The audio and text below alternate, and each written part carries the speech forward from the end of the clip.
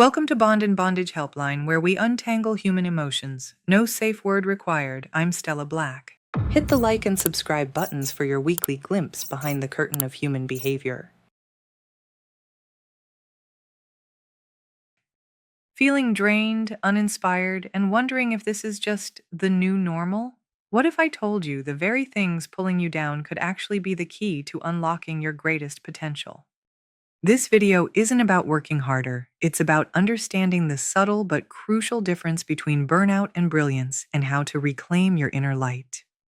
Today, we're diving into a paradox I see every single day: the fine line between brilliance and burnout. It's a bit like walking a tightrope. You either feel like a shining star or like a candle burning at both ends, and sometimes both at the same time. Now, if you're here, chances are you care deeply about your work, your creativity, or your people, and caring deeply is a beautiful thing. But here's the catch: the very traits that fuel brilliance, passion, drive, perfectionism, are the exact same traits that can land you in burnout. It's like your superpower and your kryptonite live in the same house. So today, I want to give you not just the science, but practical, everyday tools to 1. Spot burnout before it hijacks your brilliance. 2. Reclaim your energy in ways that actually stick. 3. Build a life where brilliance is sustainable, joyful, and deeply fulfilling. And don't worry, we'll keep this practical, a little funny, and very human. Think of it less like a medical lecture and more like a conversation over coffee. If your coffee came with research citations and breathing exercises.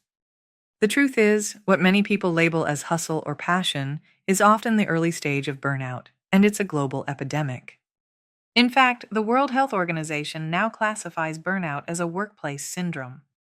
3 hallmarks define it. Number 1, exhaustion: physical, emotional, and mental fatigue that doesn't lift. Number 2, cynicism: that creeping negativity or detachment where everything feels heavy. And number 3, reduced effectiveness: the sense that no matter what you do, you're falling behind, not performing at your best. So let's pause here. Does any of that sound uncomfortably familiar? Now, hustle culture doesn't help. We live in a society that tells us sleep is for the weak. Work 80 hours a week and you'll succeed. If you're not busy, are you even trying? But science, real neuroscience, says the opposite. Sleep isn't for the weak. Sleep is for people who want their brains to actually work. Overwork doesn't make you brilliant. It makes you foggy, cranky, and ironically less productive. It's like driving a car and saying, "I don't need gas, I'll just push harder on the pedal." Spoiler alert, the car still runs out of fuel. Now let's talk about some of the subtle, sneaky signs of burnout. These are the ones we often mistake for normal stress, or worse, for a lack of discipline. Irritability: snapping at your dog because he barked during your Zoom call, yelling at the toaster for burning your bagel, or sighing heavily when someone dares to ask you a simple question. Creative blocks: sitting in front of a blank page, a blank screen, or a blank canvas, and nothing comes. You call it writer's block. I call it your brain waving a tiny white flag that says, "Help me, I'm exhausted." Persistent fatigue: the kind of tired that no amount of coffee can touch. You wake up tired, you go to bed tired, and somewhere in the middle, you convince yourself another double espresso will fix it. It doesn't. Joylessness: maybe the cruelest symptom of all. Things that used to light you up, your hobbies, your people, your passions, feel muted, like the color's been drained out. Burnout doesn't mean you're weak. It doesn't mean you're lazy. It doesn't mean you don't care enough. Quite the opposite. Burnout happens most often to people who care too much and forget that caring requires energy.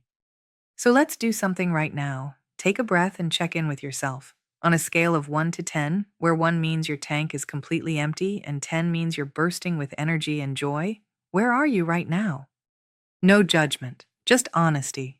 If you're at a 7, that's a sign you're doing okay. If you're at a 4 or below, that's not laziness. That's your body and mind quietly telling you, "I'm running on fumes." And here's the hard truth: ignoring those early signals doesn't make you stronger. It just guarantees you'll pay a bigger price later. Here's what I want you to remember from this first part. Burnout is not always obvious. It hides in plain sight, disguised as dedication, disguised as commitment, disguised as ambition. But brilliance, true brilliance, doesn't come from running yourself into the ground. It comes from having enough energy, enough clarity, and enough joy to actually use your gifts. And the good news is this: there are practical, simple ways to stop burnout in its tracks and recharge your brilliance. That's exactly what we're going to explore next. Part 2: Reclaiming Your Energy, Practical Strategies. Now that we've uncovered how burnout sneaks in, let's shift gears. The big question is, once you spot the signs, what can you actually do about it? And I don't mean booking a 3-month retreat in Bali or quitting your job tomorrow. I mean practical, real-world tools you can use today, no matter your circumstances. This part is all about reclaiming your energy. First tool: the energy audit. Think of this like doing a financial budget, but for your mental and emotional energy. Because here's the truth: you only have so much energy each day, and if you spend it all on things that drain you, of course you'll feel depleted. Here's how you do it. Grab a sheet of paper. Draw a line down the middle. On the left, list 3 things that consistently drain your energy. Maybe it's endless emails. Maybe it's that one colleague who seems to think complaining is a full-time job. Maybe it's scrolling the news first thing in the morning. On the right, list 3 things that consistently give you energy. These might be surprisingly small, like laughing with a friend, walking outside, playing music, or even organizing your space for 10 minutes. Now here's the important part. Once you see that list, ask yourself, what can I decrease even a little from the left column? And what can I increase from the right column? It sounds simple, and it is, but it's also powerful because most of us never pause to notice what fuels us versus what drains us. Second tool: strategic pauses. This is where I'm going to get a little controversial, because I'm going to argue that doing nothing is one of the most productive things you can do.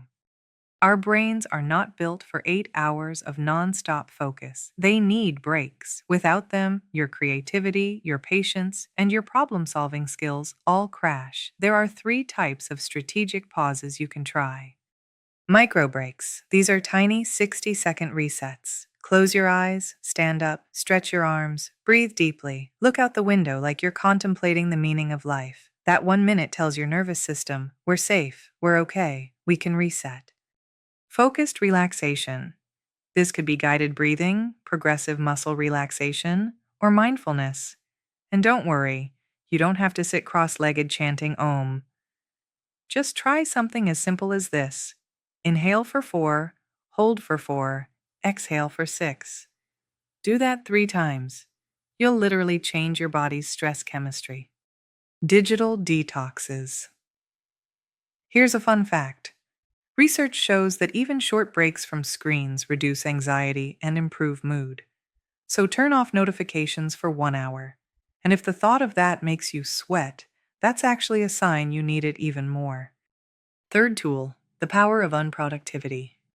This one's my favorite. Let's talk about why doing nothing is secretly a superpower. Neuroscience has found that your brain's default mode network, the system that helps you make connections, have insights, and spark creativity, only kicks in when you're not actively working. That's right. Your best ideas often show up when you're in the shower, driving, or staring into space. So the next time someone catches you daydreaming, just say, "Please don't disturb me. I'm innovating." Or when you're lying on the couch, announce proudly, "I'm not lazy. I'm fueling my brilliance." Because unproductivity isn't wasted time, it's fertile ground for innovation. Let's not forget the basics: sleep, nutrition, and movement. I know, you've heard it before, but let's reframe it.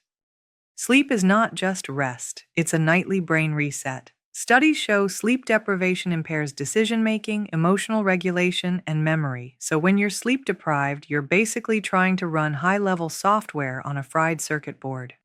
Nutrition matters more than we give it credit for. Blood sugar spikes and crashes can mimic the emotional roller coaster of burnout. Steady, balanced meals stabilize both your body and your mood. Movement is medicine. Exercise literally reduces burnout risk, not because it burns calories, but because it regulates stress hormones and boosts resilience. And you don't need a gym membership. A brisk walk or dancing in your kitchen counts. So let's bring it together. Reclaiming your energy isn't about grand gestures. It's about small daily choices. It's about knowing what drains you and what fuels you. It's about giving your brain permission to pause, to reset, to breathe. And it's about recognizing that sometimes the most brilliant thing you can do is step away. When you do this consistently, something incredible happens. You stop feeling like you're surviving the day and you start actually living it. And when your energy returns, so does your brilliance. Part 3: Cultivating Sustainable Brilliance. Now that we've talked about reclaiming your energy, let's move into the bigger question. How do you keep your brilliance alive long term without slipping back into burnout? Because the truth is, brilliance isn't about one great day. It's about creating rhythms and habits that let you shine consistently without frying your circuits. I call this cultivating sustainable brilliance. First piece, the Brilliance Blueprint. Think of this as your personalized operating manual for staying energized and creative. Everyone's blueprint looks different, but here are some essential parts. Boundaries. This is the hardest one for high achievers. Boundaries mean saying no when something doesn't align with your energy or values, without writing a 3-paragraph apology email. Boundaries can look like shutting the laptop at 6 p.m., even if your inbox isn't empty, or leaving a social event when you're drained instead of pushing through. Boundaries aren't selfish, they're protective. They guard your energy the way a fence guards a garden. Routines. Not rigid military-style routines. I'm talking about gentle rituals that signal to your brain, now it's time to focus, or now it's time to rest. Maybe it's lighting a candle before you start writing. Maybe it's a 5-minute walk after work to separate work brain from home brain. These little rituals train your nervous system to switch gears smoothly. When you build a brilliance blueprint, you stop running on autopilot and start living with intention. Second piece, intentional self-compassion. Now I know for some of you the phrase self-compassion might sound a little fluffy, but here's the science. Research shows self-compassion dramatically reduces burnout, perfectionism, and anxiety. Think about it. If your best friend made a mistake, you'd probably say, "Hey, that was rough, but you'll learn and bounce back." But when you mess up, what do you tell yourself? Usually something closer to, "Wow, you're terrible. How could you let this happen?" That inner critic doesn't fuel brilliance, it crushes it. Self-compassion, on the other hand, is like giving yourself a safety net. It lets you take risks, experiment, and innovate, because you know if you fall, you won't beat yourself up for the next decade. So here's a simple practice. The next time you catch your inner critic yelling, pause and ask, "If a close friend said this to me, how would I respond?" Then talk to yourself that way. It's not weakness, it's not indulgence, it's strength, because brilliance grows best in kindness, not cruelty. Third piece, building a supportive ecosystem. Here's something we often forget. Emotions are contagious. Studies show that moods literally spread in groups, which means the people around you are either fueling your brilliance or dimming your light. Think about your circle. Do you spend time with people who uplift you, challenge you, and celebrate your wins? Or do you spend time with people who complain constantly, criticize you, or drain your energy like emotional vampires? If it's the latter, no shame, we all have them, but it might be time to adjust your ecosystem. That could mean setting firmer limits or intentionally seeking out communities that inspire you. Because brilliance doesn't happen in isolation, it's sustained by the company we keep. Fourth piece, psychological flexibility. Life will always throw curveballs. Projects will fail, people will disappoint you, your plans will get upended. Psychological flexibility is the ability to bend without breaking. It's the skill of holding two truths at once. This is hard, and I can move forward anyway. Therapies like acceptance and commitment. Therapy call this values-based living. It's about anchoring yourself to what truly matters to you, so when stress shows up, and it will, You can adapt without losing yourself. Fifth piece, values-driven brilliance. This is the secret sauce. If your brilliance is fueled only by external validation, the promotion, the applause, the achievement, burnout will eventually find you because that treadmill never stops. But when your brilliance is aligned with your own values, what matters to you at your core, suddenly the work feels meaningful, not just demanding. So ask yourself, why do I want to shine? What's the deeper purpose underneath the deadlines and the output? That question and your honest answer is what transforms brilliance from fragile to sustainable. So let's tie it together. Cultivating sustainable brilliance means building a blueprint that fits you. It means protecting your energy with boundaries, nurturing yourself with compassion, choosing people who lift you higher, and anchoring to values that matter. When you do this, brilliance stops being a sprint. It becomes a steady, powerful glow. And that glow? That's what makes life not just productive, but deeply meaningful. Part 4. Your path to radiant living. So far, we've talked about spotting burnout, reclaiming your energy, and building a blueprint for sustainable brilliance. Now, I want to zoom out. Let's step back from the daily grind and look at the bigger picture, your path to radiant living. Because brilliance isn't just about avoiding burnout, it's about building a life where your light actually shines, consistently, joyfully, and authentically. First shift from reactive to proactive. Most of us only think about well-being when we've already hit the wall. It's like waiting until your car engine explodes before deciding to change the oil. Living reactively means you're always in damage control. You only rest when you're exhausted. You only slow down when you're sick. You only reflect when something goes wrong. Proactive living, on the other hand, means caring for your energy before the crash. It means daily check-ins where you ask yourself, what does my body need today? What does my mind need today? What does my heart need today? Sometimes the answer will be a workout. Sometimes it'll be a nap. Sometimes it'll be a conversation with a friend. The point is, you're steering your life instead of just reacting to potholes. Second piece, the long-term rewards of prioritizing your inner light. When you consistently protect your energy and align with your values, the rewards ripple out everywhere. Your creativity doesn't just spike, it becomes steady, reliable, sustainable. Your relationships deepen because you actually have presence to give. Your satisfaction grows because you're not just chasing milestones, you're living in alignment. And the funny thing? By not chasing brilliance at all costs, you actually become more brilliant. Because now your brilliance comes from overflow, not from depletion. Third piece, post-burnout growth. Here's a surprising truth. Many people who recover from burnout end up stronger than before. Why? Because burnout forces them to rebuild differently.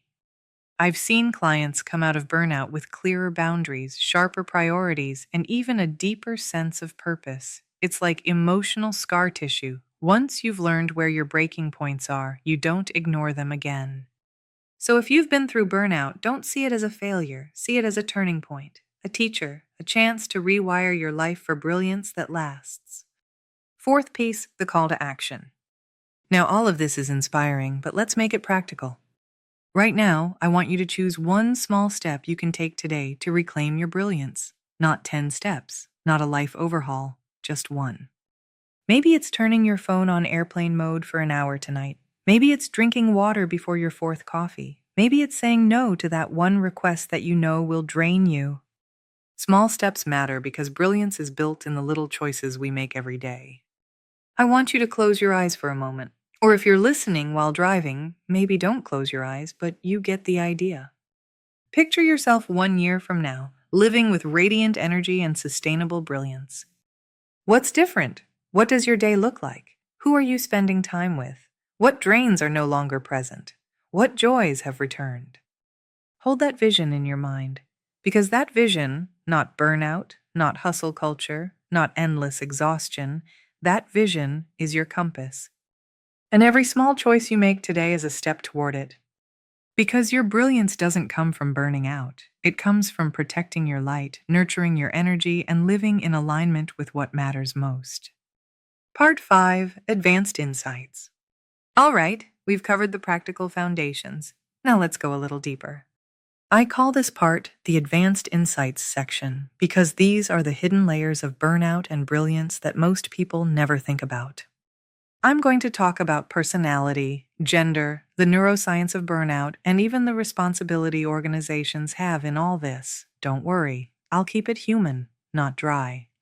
First, personality and burnout. Here's something fascinating from research. Burnout doesn't affect everyone equally.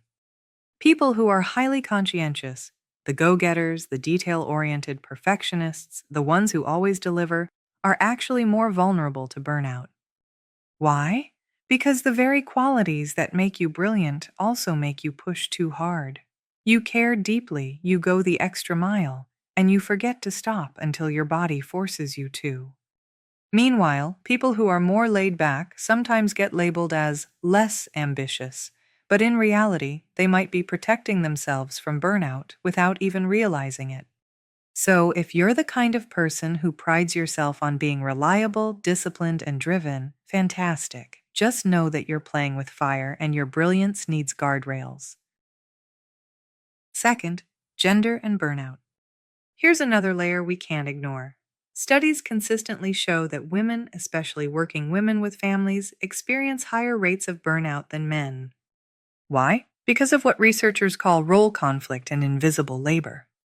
That means you might be crushing it at work all day, and then coming home to a second shift of housework, caregiving, or emotional labor that nobody gives awards for. And often, women are expected to do all of it without complaint. So if you're a woman feeling burned out, please know this. It's not a personal weakness. It's a systemic load that needs to be shared more fairly. And if you're a man listening to this, one of the best ways you can support brilliance in your workplace, your family, your partnerships is by helping balance that invisible labor. Third, the neuroscience of burnout. Now let's peek under the hood at what burnout does to the brain. Chronic stress literally reshapes the brain. Long-term stress shrinks the prefrontal cortex, the part of your brain responsible for focus, decision-making, and emotional regulation. Meanwhile, the amygdala, the brain's alarm system, gets bigger and more reactive. Translation? When you're burned out, you can't think clearly, you can't regulate your emotions as well, and everything feels more overwhelming than it really is.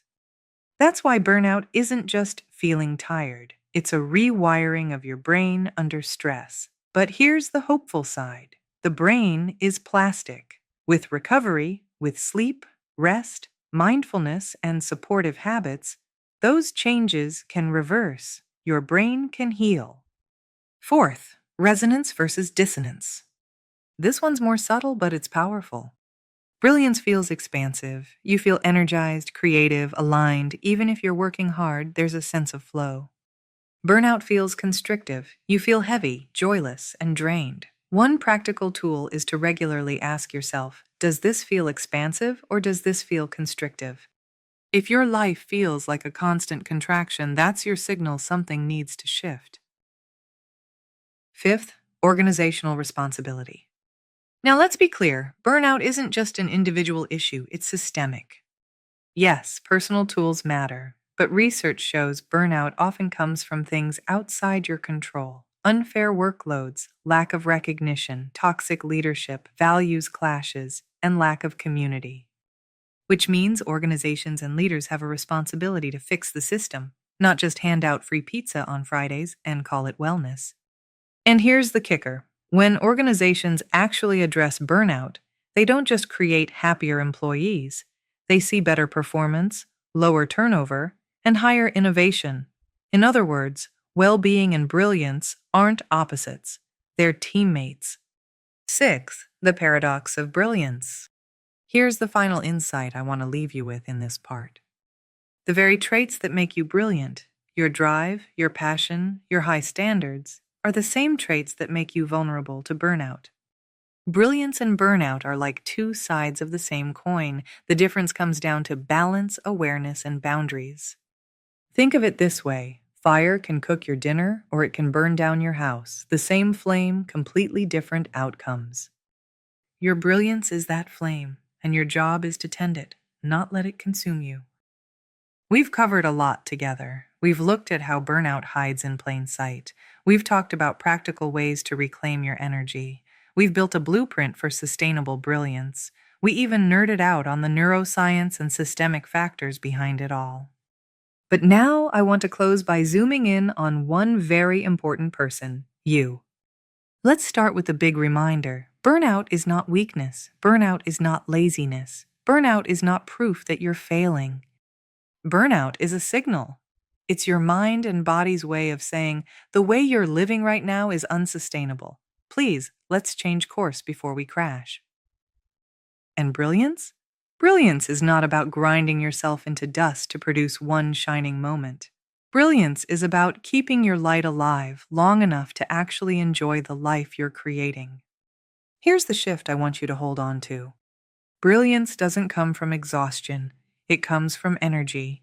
It doesn't come from perfection. It comes from presence. It doesn't come from doing more. It comes from doing what matters with a clear and rested mind. That's what makes brilliance sustainable. That's what makes it radiant. Now here's my call to action for you. Don't try to overhaul your entire life this week. That will just overwhelm you more. Instead, pick one small step. Maybe it's saying no to something that doesn't align with your energy. Maybe it's putting your phone down 30 minutes before bed. Maybe it's adding one micro break into your workday tomorrow. Maybe it's asking for help with something you've been trying to carry alone. One step. That's it. Because brilliance is not reclaimed in giant leaps. It's reclaimed in small, consistent choices. Let's finish with a reflection. Take a breath. Picture yourself a year from now, living with radiant energy. You wake up not dreading the day, but actually feeling present.